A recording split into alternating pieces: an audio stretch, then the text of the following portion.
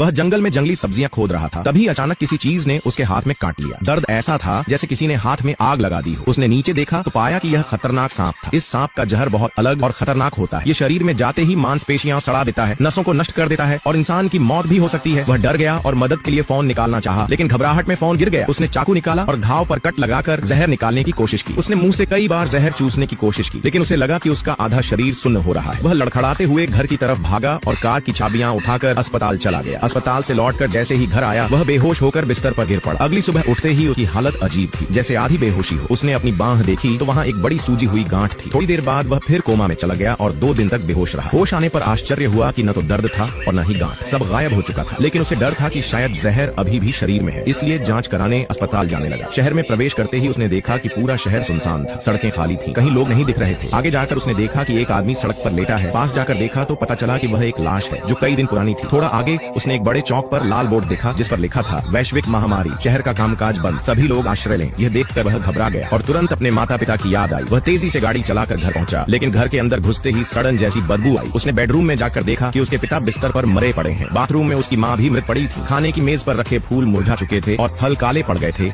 यानी उन्हें मरे हुए 1 हफ्ते से ज्यादा हो चुका था। वह बहुत देर तक रोता रहा, फिर हिम्मत जुटाकर आंगन में गड्ढा खोदा और अपने माता पिता को वहीं दफना दिया। अंतिम संस्कार के बाद वह चर्च गया, लेकिन वहाँ की हर सीट पर लाशें पड़ी थी। उसने अलग अलग जगह जाकर किसी जिंदा इंसान को ढूंढा, पर सब बेकार रहा। फिर उसने एक मॉल से शॉपिंग कार्ट लिया, जिसमें एक बंदूक, कुछ गोलियां, एक पिस्तौल और एक चाकू रख लिया ताकि आत्मरक्षा कर सके। इसके बाद वह कार से दूसरे शहर की तरफ चला गया। रास्ते में कई जगह सीमेंट और लोहे की चादरों से बंद थी। बहुत खोजने के बाद उसे एक रास्ता मिला और उसने तेज रफ्तार 130 मील प्रति घंटे से गाड़ी चलाना शुरू कर दिया। उसने सोचा अगर रास्ते में कोई रुकावट आई तो वह यहीं गाड़ी टॉप देगा, लेकिन किस्मत से रास्ता साफ था। वह शहर से निकलकर लास वेगास पहुंचा। यहाँ रोशनी तो जल रही थी और सब कुछ व्यवस्थित दिख रहा था, लेकिन माहौल डरावना और बेहद शांत था। सड़कें खाली थीं, कोई पैदल यात्री नहीं था। वह एक होटल में गया, लिफ्ट काम कर रही थी, लेकिन अंदर कोई नहीं था। ऊपर जाकर वह एक गेम रूम पहुंचा। वहाँ सारी मशीनें चालू थीं और खेलों की आवाज भी गूंज रही थी, लेकिन इंसान कोई नहीं था।